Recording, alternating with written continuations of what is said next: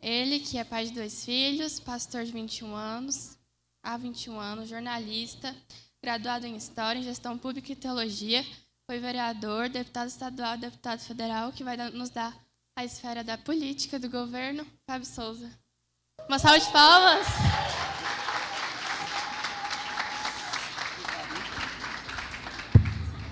Graça e paz, irmãos. Amém.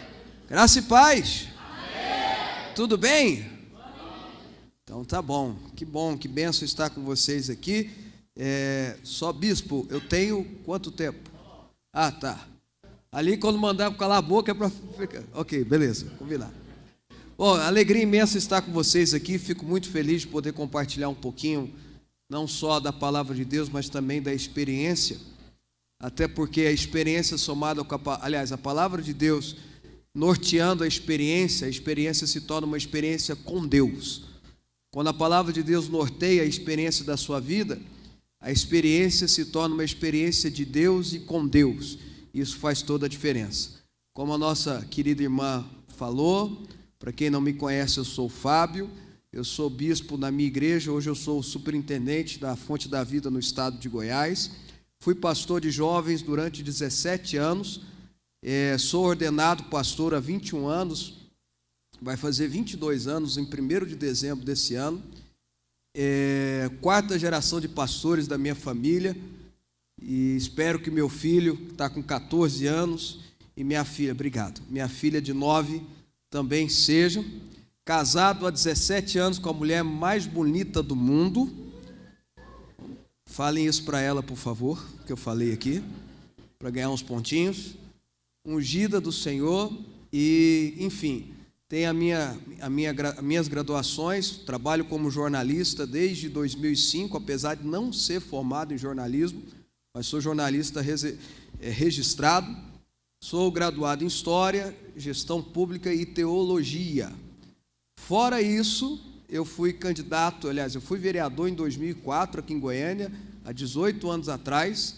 Depois eu me tornei deputado estadual, 2 mandatos de deputado estadual. Na Assembleia Legislativa eu ocupei praticamente todos os cargos importantes. Eu fui de líder do governo a presidente da Assembleia. E na Assembleia eu tive o maior desafio da minha vida, pelo menos eu acredito que é o projeto mais bonito que eu já enfrentei, que foi a CPI de combate à pedofilia e à exploração sexual infantil. Eu presidi ela em 2009 e 2010. Nós identificamos no estado de Goiás, para você ter uma ideia, 77 pontos de exploração sexual infantil no estado. Entregue na mão da Polícia Federal, da Polícia Rodoviária Federal, teve operação, teve gente graúda presa, e enfim. Nisso eu recebi até ameaça de morte. Mas existem temas que vale a pena você ser ameaçado de morte. Esse é um deles. Esse é o pior de todos os crimes, o mais hediondo dos crimes. E combater esse mal deve ser não só uma obrigação social, mas, sobretudo, uma obrigação da igreja. Quem está comigo nessa aqui? Deixa eu ver. Não, eu acho que o resto não entendeu. Não é possível. Vou repetir. Combater esse mal, a pedofilia e o abuso contra a criança, não é apenas uma preocupação social, é sobretudo uma obrigação da igreja do Senhor. Quem concorda comigo aqui? Amém. Sabia que vocês não tinham entendido. Então, irmãos, e na Assembleia, depois eu fui para a Câmara dos Deputados. Na Câmara dos Deputados eu participei lá de 2015, né? Ganhei 14, 15 a 18, de tudo que foi importante ali. Como eu vou falar dessa esfera, eu estou contando um pouquinho da minha experiência para vocês. E lá na Câmara eu fui membro, por exemplo, da CPI da Petrobras, que investigou as coisas da Lava Jato. Eu fui membro da comissão do impeachment da Dilma. Eu fui membro da comissão Escola Sem Partido, na condição de professor de História, inclusive.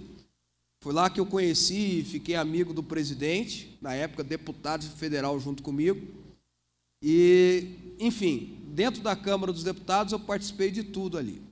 Quando eu fui para a reeleição em 2018, eu perdi, a gente fala que a gente perdeu do pior jeito que existe, igual o deputado Cimeison também. Nós perdemos com voto. não faltou voto, faltou legenda, é diferente. Para você ter uma ideia, dos 17 deputados federais que tem em Goiás, 3 têm menos votos do que eu. 1 tem menos da metade dos meus votos. Mas é a regra, tem que mudar a regra. Eu não estou descredibilizando quem ganhou, porque eles ganharam dentro da regra. Essa regra maluca que tem no Brasil, que faz, por exemplo, vereadores aqui em Goiânia com 5 mil votos não serem vereadores, e nós temos 4 vereadores em Goiânia com menos de 2 mil votos. Para você ter uma ideia. Não sei se essa regra é justa, não sei, você faça o seu próprio julgamento.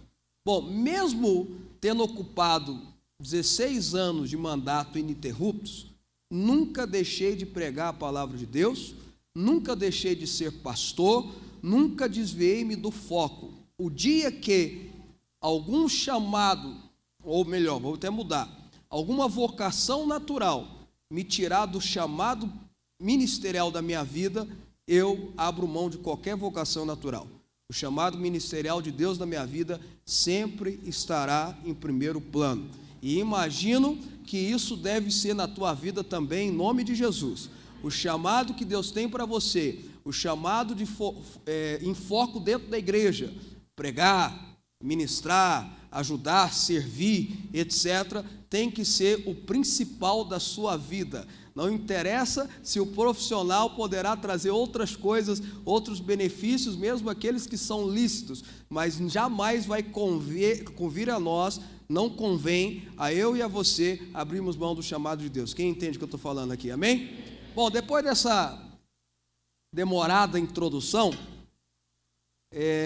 só para você ter uma ideia, estou falando da minha experiência. Vocês estão falando aqui sobre as 7 esferas, ou 7 montes, aquele princípio que foi cunhado por 2 grandes homens de Deus na década de 70, né? E eu, enquanto deputado federal, eu presidi, no ano de 2015, a Comissão de Ciência e Tecnologia e Comunicação. Só quero dar esse exemplo: ciência, tecnologia e comunicação. Informática, também tem informática no meio. Então, eu, como presidente dessa comissão, eu estava atuando na esfera política. A comissão é aquela que fiscaliza as universidades, os recursos das universidades. Então, eu estava também atuando na esfera da educação, e ela também fiscaliza a comunicação no Brasil, sobretudo na questão de concessões. Portanto, eu também tinha uma influência na esfera de comunicação ou de mídia e entretenimento. Vocês estão entendendo o que eu estou falando? Quem está comigo aqui, deixa eu ver. Veja o quanto a página, ou melhor, a janela política pode nos dar alcance de outras esferas. Enquanto eu estava lá, não deixei de ser pastor, então eu estava influenciando na esfera religiosa. Político, esfera política, governamental. Na comissão, por cuidar da ciência e tecnologia, cuidava das universidades, esfera da educação. E por ser fiscalizadora das concessões de comunicação, também estava tendo uma influência na esfera de entretenimento, de mídia, de comunicação. Por que eu estou falando tudo isso, irmãos? Para você entender o poder que há na política. Nós, como Igreja de Jesus, precisamos entender o poder que há na política. O poder que há em sermos cidadãos terrenos também. Nós, como cristãos, temos dupla cidadania. Da mesma forma, eu tenho um irmão, meu irmão, ele é cidadão americano, ele tem dupla cidadania. Ele casou lá, os filhos dele nasceram lá, e ele tem cidadania americana. E ele hoje vive no Brasil, tem cidadania brasileira. Ele tem como agir como cidadão americano e como agir como cidadão brasileiro.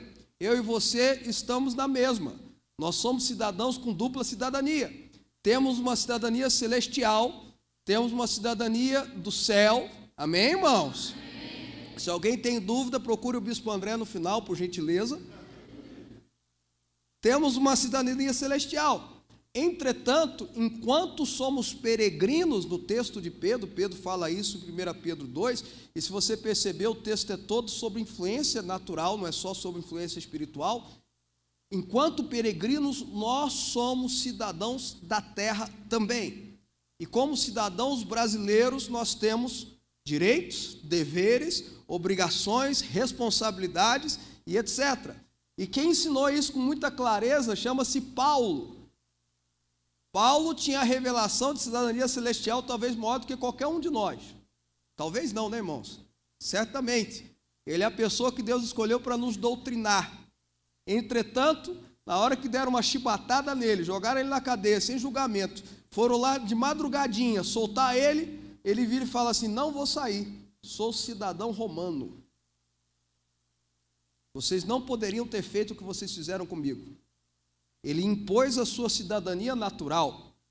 Quando ele percebeu que ia soltarem ele no julgamento lá diante de Festo, falou que ia soltar ele, e ele talvez, aí depende da linha, né? Talvez com medo do que poderia acontecer com ele, porque os judeus estavam perseguindo ele, querendo matá-lo, etc e tal. O que ele fala? Apelo para César. Só podia apelar para César, que é ir para um julgamento em Roma, naquela época, para um tribunal de César, aqueles que eram cidadãos romanos. Vocês estão entendendo o que eu estou falando ou não? Então, ter dupla cidadania é importante. Então, partindo desse raciocínio, falar um pouquinho da esfera de governo, o texto que sempre vem na minha cabeça é 2 Reis, capítulo 2. 2 Reis, capítulo 2.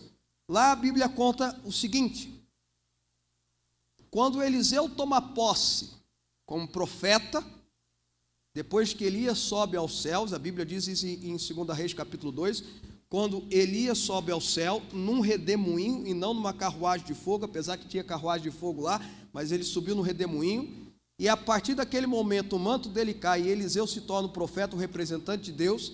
Ele começa a fazer o caminho de volta e passa por Jericó. Em Jericó, a Bíblia diz que os homens da cidade, quando você vai para o original, você vê que é os anciões.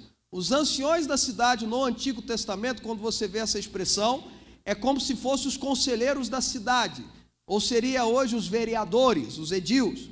Eles procuram Eliseu e falam assim: olha, Eliseu, a nossa cidade é muito bem situada, e de fato Jericó é muito bem situada, mas as águas são más, portanto a terra se tornou estéril. Agora veja, presta atenção, irmãos, se naquela época que a cultura, que a economia girava em torno única e exclusivamente de agricultura, não ter água e a terra ser estéril, aquele povo estava vivendo uma terrível miséria. Quem entende o que eu estou falando? E eu vou além. Se você pegar para estudar esse texto direitinho, você vai perceber que a cidade de Jericó estava debaixo de uma maldição. Mas não era uma maldição de um feiticeiro, não era uma maldição de uma bruxa. Quem lançou a maldição, a situação era pior, irmão. Quem lançou a maldição foi ninguém mais, ninguém menos do que um homem de Deus. Maldição de homem de Deus é pior do que maldição de bruxa. A Bíblia diz que quando Josué entra na terra prometida, em Canaã, com o povo, a primeira cidade que ele conquista é Jericó. Vocês lembram dessa história, né? Lógico, evidente. Vem com Josué lutar em Jericó e etc. Derruba-se a muralha, ele conquista Jericó, a Bíblia diz que ele lança uma maldição. Ao ponto de, quem começa a reconstruir a muralha morre, quem termina morre também. Jericó estava debaixo de uma maldição de um homem de Deus, o negócio era pesado. E eles procuram um homem de Deus naquela época, anos depois, procuram Eliseu, e Eliseu fala assim: me traz um prato novo, põe nele sal. Aí vão lá e trazem para Eliseu. O meu celular é o prato, tá, irmãos? E Eliseu, a Bíblia diz lá em 2 Reis, capítulo 2, anda até os mananciais da água, despeja o sal e lança uma palavra. E quando ele lança a palavra, a maldição é quebrada. Vamos fazer a hermenêutica do texto? Vamos lá. Eliseu, como homem de Deus, é uma representação do Senhor. Quem concorda comigo aqui? Então eu já começo dizendo, quando a gente está com problema, a gente tem que ir atrás de Deus. O que aquele povo de Jericó fez foi ir atrás do Senhor. Eu e você temos que ir atrás de Deus, amém? Eu lembro vocês que nos 4 evangelhos, apenas 2 milagres, Jesus tomou a iniciativa. Os demais, a pessoa tomou a iniciativa de onde está Jesus. Se eu e você precisamos de uma intervenção na nossa vida do Senhor, nós precisamos ir aonde está Jesus. Quem está me entendendo aqui, irmãos? Não, amém ou não, irmão? Incentivo aí, amém ou não? Amém. Então tá bom. Eles procuram Eliseu. E Eliseu fala assim: me traz um prato. Aí é uma hermenêutica minha, tá, irmãos? Eu creio que o prato que tem sal em cima é uma representatividade da igreja. E quando eu falo igreja, eu estou falando do corpo de Cristo, da Israel do Antigo Testamento e da Israel do Novo Testamento, que é a igreja do Senhor. Esse prato é conduzido pelo homem de Deus, é conduzido por Deus. Quem conduz a igreja é o Senhor. Não é homem, não é pensamento, não é filosofia, é o Senhor. E se qualquer homem que quiser ir contra o direcionamento de Deus, ele vai ser subjugado pela soberania e autoridade de Deus, porque o prato pertence ao Senhor. Amém? Amém. E o sal? E o sal? Já explodiu ou está quase? Ah, tá. Não, eu pensei que já terminou, não, né? Não, pode continuar. Posso continuar então? Qualquer coisa só faz assim. E o sal? O que significa o sal? Aí não é o Fábio que vai falar. Quem vai falar é Jesus. Em Mateus 5, verso 13, Jesus, naquela que é a palavra mais famosa dele, as bem-aventuranças, está lá em Mateus 5, 6 e 7, é a pregação de Jesus no monte das bem-aventuranças, né? Jesus fala assim, olhando para os discípulos: vós sois o... Não, fala comigo, vós sois o... O sal sou eu e você. O sal é aquele que é discípulo de Jesus. Mas vamos continuar com o que Jesus fala em Mateus 5,13? Vós sois o sal da terra. Ora, se o sal se tornar insípido, perder o seu sabor, perder a sua finalidade, nada mais resta a não ser jogado fora. E o que, irmãos? Pisado pelos homens. Abre um parênteses. Sabe por que a igreja muitas vezes é pisada pelos homens? Sabe por que muitas vezes crentes são pisados pelos homens? Sabe por quê, irmãos? Porque deixa de ter a sua função, a sua funcionalidade bíblica, espiritual, de ser sal na terra. Quem está comigo aqui? Vós sois o sal da terra. Agora preste atenção. O sal não pode ficar no prato. O prato é bom. Tem congresso, tem convenção, tem festa, tem galinhada, tem pamonhada, tem sorvetada, tem arraiá, tem encontro, é bom demais. Tem de rave gospel a festa das nações. E gente, esse negócio é maravilhoso, sabe por quê, irmãos? Vou te explicar aqui para vocês. O seu Deus é um Deus festeiro. Já parou para pensar nisso? Vou repetir, o seu Deus é um Deus festeiro. Vai nos livros do Pentateuco, você vai ver quantas festas Deus inventou. Você acha que a criatividade dos crentes é muito? É que você não viu a criatividade de Deus com inventar nome de festa, tipo de festa. É festa da colheita, é festa disso, é festa daquilo outro. É maravilhoso. Igreja é maravilhoso. Mas Deus pega a igreja, aviva a igreja, restaura a igreja, transforma a igreja para despejá-la nos mananciais. Eu estou falando de 1 Pedro 2, um texto maravilhoso, 1 Pedro 2, verso 9, que diz assim: vós sois geração eleita, sacerdócio real, nação santa, povo de propriedade exclusiva de Deus. É maravilhoso esse texto, não é? Só que tem uma continuidade. Crente tem que parar de ler versículo pela metade, irmãos. A gente lê muito versículo pela metade, sabia?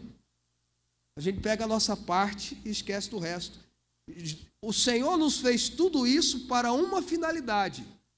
Depois você vê lá, 1 Pedro 2,9. A fim de proclamar as virtudes daquele que vos tirou das trevas para a sua maravilhosa luz. No verso 10 ele pega mais pesado. Vós que outrora nem era povo.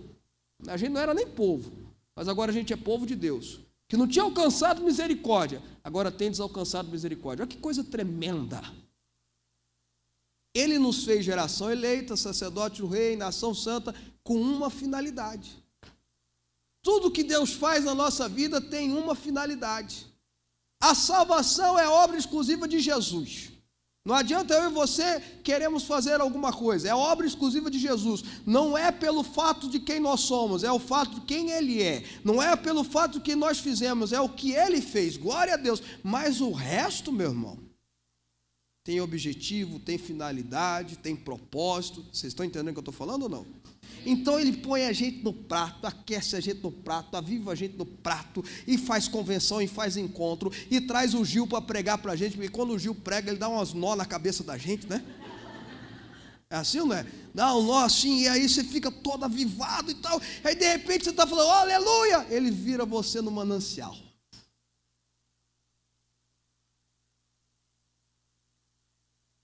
Em Isaías capítulo 2, o profeta Isaías traz uma revelação extraordinária.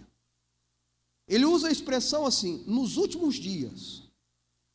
Eu acho que nós estamos vivendo nos últimos dias.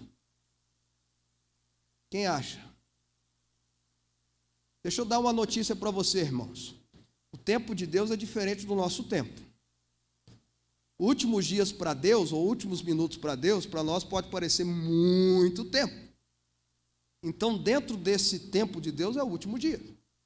Isaías fala, nos últimos dias, o monte do Senhor, Isaías capítulo 2, será estabelecido como principal, acima dos demais outeiros. Estão comigo? E aí, quando ele está dando a profecia, ele está dando a revelação. Aí ele fala assim, por alto, ele fala 3 coisas lá. Ele fala que lá vai vir o juízo, o julgamento, poder judiciário. Ele fala que lá vai vir as leis. Está lá. E fala que as pessoas irão na direção dele para aprender. São as 3 coisas. São as 3 coisas que falam no texto. Então venha comigo. Nos últimos dias, profecia de Isaías, não é do Fábio. Nos últimos dias, o monte do Senhor será estabelecido como principal. É uma alusão ao Monte Moriá. É uma alusão. O que tem no Monte Moriá? Vocês lembram? Fala templo do Senhor. O templo de Deus. É isso aí. O templo de Deus está no Monte Moriá. O monte do templo será estabelecido como principal. E de lá vai vir as leis. Vocês estão comigo? Então, voltando para o texto. O sal cai nos mananciais de água. O profeta lança uma palavra.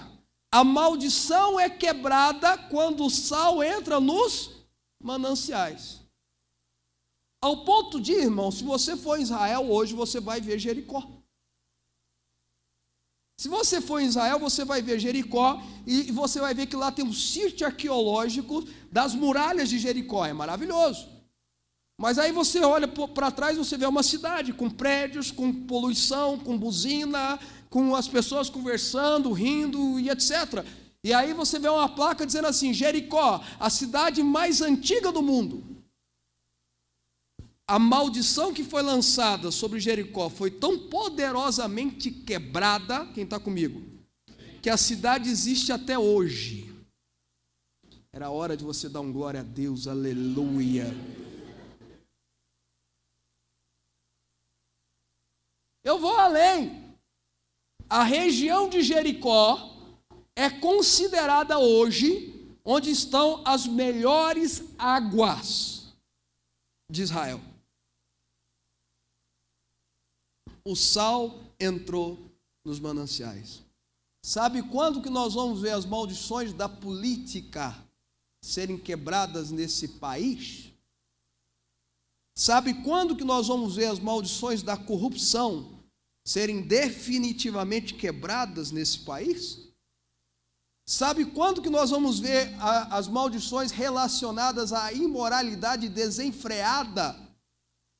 Que entra desde erotização de crianças, a ideologia disso ou daquilo outro, etc. Sabe quando? Quando o sal cair nos mananciais. Vocês estão entendendo, irmãos?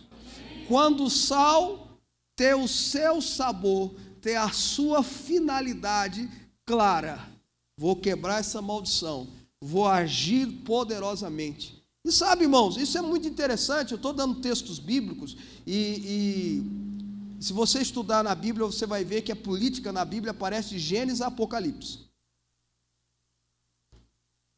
Desmond Tutu era um arcebispo, morreu faz pouco tempo, um arcebispo anglicano da África do Sul, parceiro de Nelson Mandela, Nobel da Paz. Uma vez perguntaram para ele, numa entrevista, numa coletiva de entrevista, um homem muito conhecido, ele na época dele, perguntaram para ele assim, esse negócio de misturar política com a Bíblia, com religião, o que o senhor acha? Ele era muito, não sei quem já viu ele era muito fanfarrão, né, felizão, alegrão, ele dá um sorriso, dá uma gargalhada e fala assim, eu quero saber qual Bíblia que essa turma está lendo que fala que não tem política na Bíblia. Não é a minha. Aí alguém vai dizer assim, você pode citar José, você pode citar Davi. Interessante, é verdade, a gente pode citar esses grandes homens de Deus. Veja, pegando o exemplo de Davi, o único homem na Bíblia que ganhou o título de homem segundo o coração de Deus, não pregou, apesar que escreveu os Salmos, não ministrou cura em ninguém, não ministrou poder do Espírito Santo, as pessoas caíam no Espírito Santo, ele era um político. Você já parou para pensar nisso? Esther, Débora, para falar das mulheres que exerceram funções políticas dentro da Bíblia.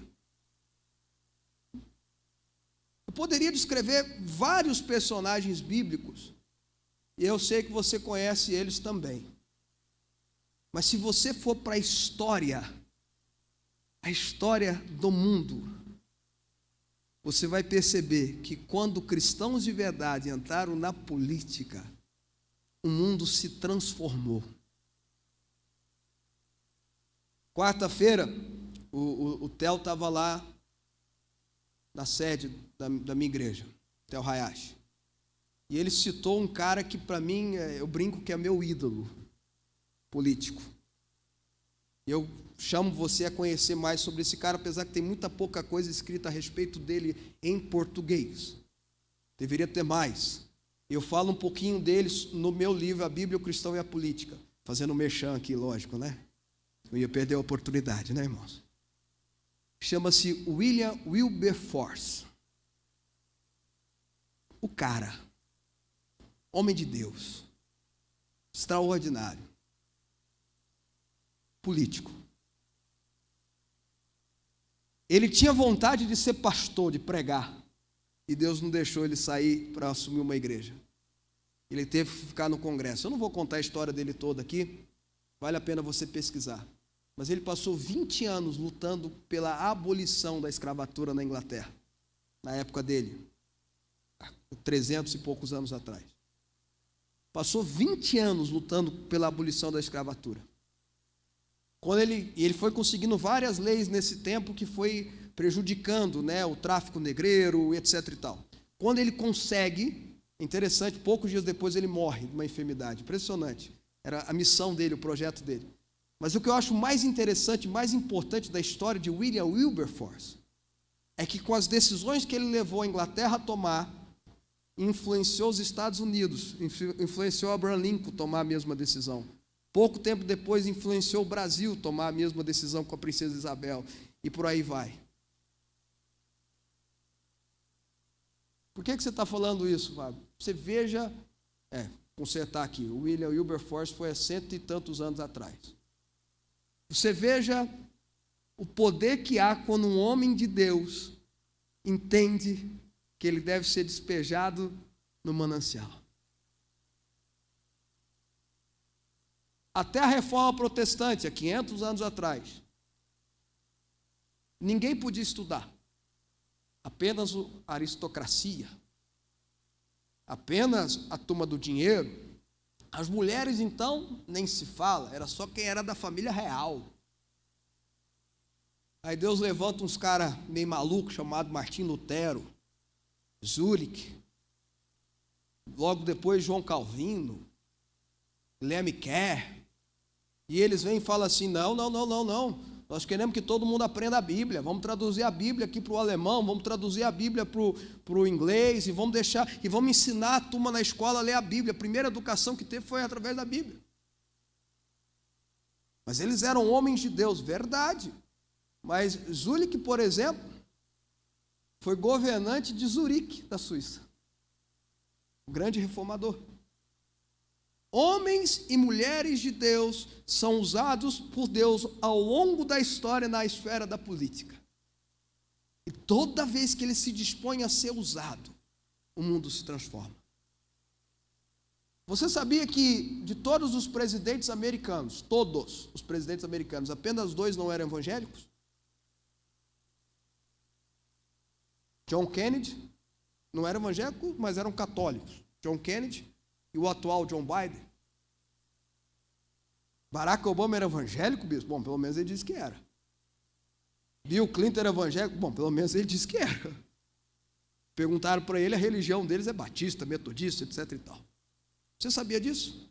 Você sabia da influência poderosa de um homem de Deus que era considerado como pastor da América durante todo o seu ministério, dentro da casa oval, dentro da sala oval, chamado Billy Graham? Desde Eisenhower até Bush filho, ele foi conselheiro dos presidentes. Ele falou na posse de todos os presidentes. Aí veio Barack Obama e cortou, interrompeu. Quando o Trump voltou, 8 anos depois o Trump veio, o Billy Graham já estava muito velho, ele chama o filho do Billy Graham, Franklin Graham, para fazer a abertura.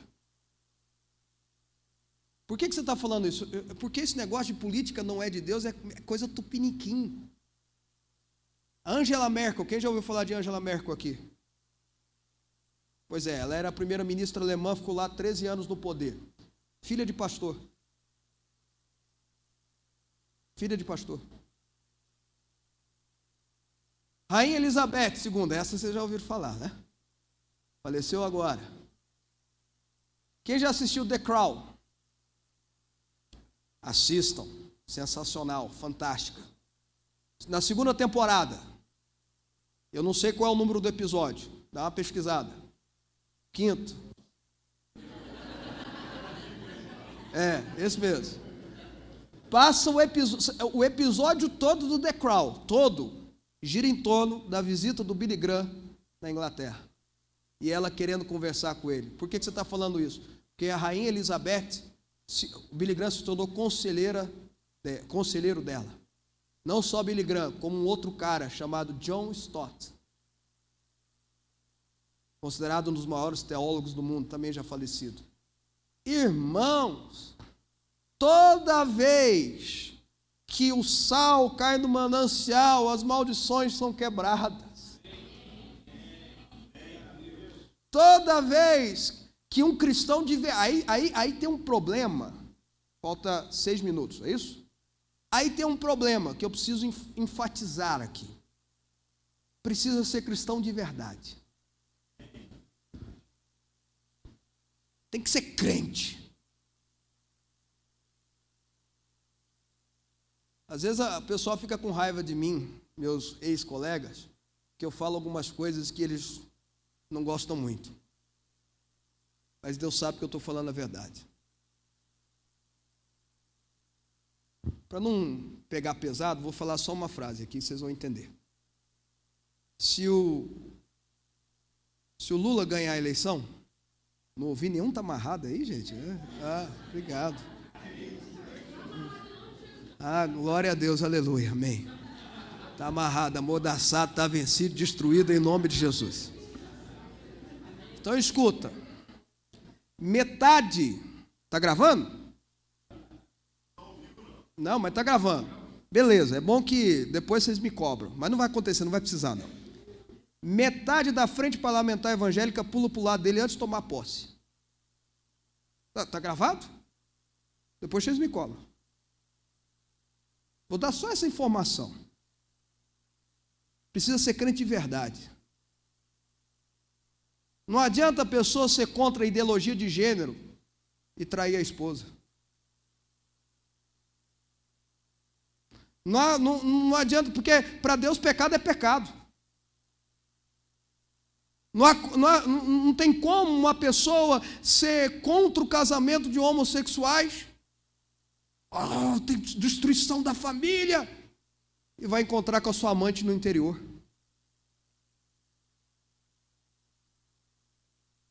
Tem que ser crente de verdade. Porque pode ser que na frente dos eleitores ele consegue se travestir, porque político tem que saber falar, mas diante do Senhor não tem jeito. E quem dá o poder para o sal não é o público aplaudindo, não é as pessoas que votam por algum motivo. Quem dá unção para o sal é o Espírito Santo de Deus. E o Espírito Santo de Deus só batiza com sal aquele que de fato busca viver da forma que o agrada. Então, irmãos, eu termino dizendo isso aqui. O Brasil, mais do que nunca, agora, por favor, se você não prestou atenção em nada do que eu falei até agora, não tem problema, deixe que você preste atenção a partir de agora, desses 3 minutos finais. Nunca na história desse país, o Brasil precisou tanto que o sal seja derramado nos mananciais. Nós chegamos no momento da nossa história de virar a chave. Nós chegamos no momento da nossa história de andar para frente ou andar para trás. As eleições agora, elas não definem apenas os próximos 4 anos, elas definem as próximas gerações. Nunca precisamos tanto de pessoas que dizem assim, jovens, meninos, meninas, que falam, eu vou me aperfeiçoar, eu vou aprender, eu vou estudar, eu vou me formar, porque não dá também para ser um Zé Mané lá, né, irmãos? Tem que ter capacidade, tem que ter intelecto. Lá não é lugar de falar em línguas, apesar que eu falava muito. Lá não é lugar de dar profecia, apesar que de vez em quando soltavam uns assim. Lá é lugar de trabalho, de debate, de argumentação, de discussão, de convencimento. Mas nunca o Brasil precisou tanto que você, minha querida, você, meu querido, se disponha diante do Senhor, da mesma forma que Isaías fez, Isaías capítulo 6, eis-me aqui, envia-me a mim, eis-me aqui, me joga nos mananciais. Rapidinho. Eu tenho uma definição que eu acho bacana, e tem até um outro candidato aí que está usando muito essa definição, mas ele fala que eu que ensinei ele, não tem problema não. O cristão que quer ser político, ele precisa ter um princípio na vida dele. Os 3 Josés. Os 3 Josés famosos na Bíblia. Rapidinho. Primeiro José. José Maria, marido de Maria. Qual foi a missão de José, marido de Maria? Apresentar Jesus ao mundo. Quando Jesus com 8 anos apresentado no templo, é José que levanta ele. É José que apresenta ele. É José que mostra quem é ele para o mundo. Primeira função, ser um exemplo de Jesus. Refletir Jesus. Apresentar Jesus. Mostrar quem é Jesus. Segundo, José de Arimateia. Aparece na Bíblia bem rapidinho. Senador, membro do Sinédrio. Quando Jesus morre, é ele que cuida do corpo de Jesus. Segunda função, cuidar do corpo de Cristo. E o corpo de Cristo muitas vezes é perseguido, direto ou indiretamente, como foi agora na pandemia. Proteger o corpo, guardar o corpo, cuidar do corpo. Terceiro, José do Egito. Esse cara era o cara. Vou fazer um resumo bem rápido da vida dele. Ele foi uma bênção para os seus irmãos de fé, mas ele foi uma bênção para todo o povo do Egito. Para quem cria como ele cria, mas para aqueles que não criam também. Os 3 Josés. E eu espero que daqui saiam pessoas para o Ministério Público, pessoas para o Judiciário, pessoas para a política, pessoas para o Legislativo, pessoas para o Executivo, cheios do sal, para quebrar todas as maldições. E as portas do inferno não vão prevalecer contra a igreja. Amém? Deus abençoe Aleluia. vocês. Glória a Deus.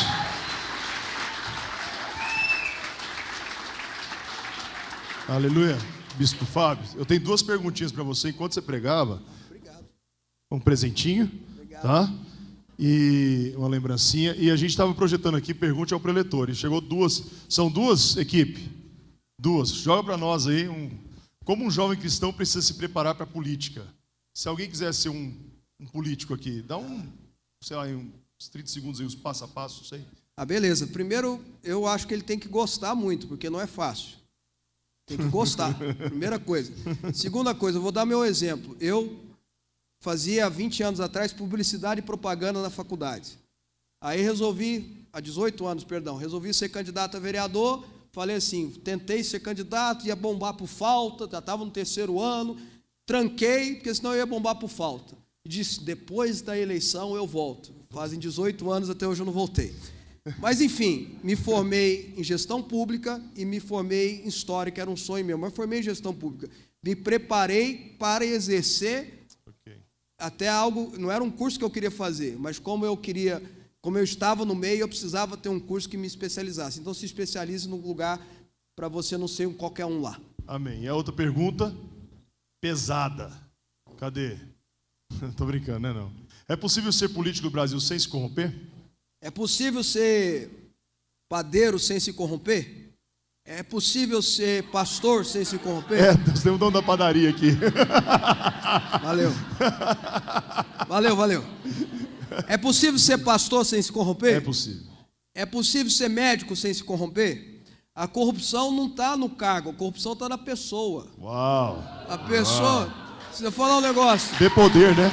Dê poder para a pessoa, né? Dê poder para você conhecer. Deixa eu dizer algo. Você sabe qual é o ditado mais mentiroso que existe no Brasil? Ditado popular mais mentiroso que existe no Brasil? Que a opção faz o ladrão? Não é opção, não. A oportunidade faz o ladrão. A ocasião faz o ladrão, a oportunidade faz o ladrão. Não é não. É o ladrão que faz a ocasião. Quando uma pessoa é cheia de Deus, cheia da vida, cheia de ética, não tem corrupção que o pega. Simples assim. Já diria Lupin, né? Não sei se assistiu. Gente, vamos ficar de pé. Equipe, acende a luz para mim da igreja, que a gente vai ficar de pé. Eu vou explicar como é que vai funcionar o intervalo. E aqui do palco também, por favor, do altar. Bispo Fábio, a gente se encontra de vez em quando em alguns congressos. E eu sempre admiro a luta política dele. E eu quero orar por ele está em campanha. E ele não vai ficar muito tempo com a gente, que tem outros compromissos. É pouco tempo, mas eu sei que Deus tem um projeto para você. Eu sei que foi pesada a derrota passada para você, para si mesmo. Mas que bom que você se reergueu, cara. Que bom. Nos lembra a última vez que a gente encontrou, acho que foi na quadrangular, eu te perguntei e você falou que não sabia ainda. Mas que bom que Deus te deu esse fogo de novo. Amém? Você pode estender sua mão para cá? Senhor, eu quero abençoar o Bispo Fábio, sua esposa, seus filhos, sua família, uma família tão envolvida na obra. Senhor, eu quero que o Senhor o proteja na estrada. Senhor, eu sei que ele está viajando muito nessa campanha para deputado federal. Que o Senhor possa honrar e que ele possa ser uma luz ali no Congresso. Que possamos ver, acompanhar e saber que tudo que ele pregou aqui, ele pratica, porque eu sei que ele pratica. E que o Senhor o abençoe tremendamente. Que ele veja a tua mão, Senhor, sobre ele em todo momento, em nome de Jesus. Bispão, obrigado por você ter vindo aqui, viu, cara?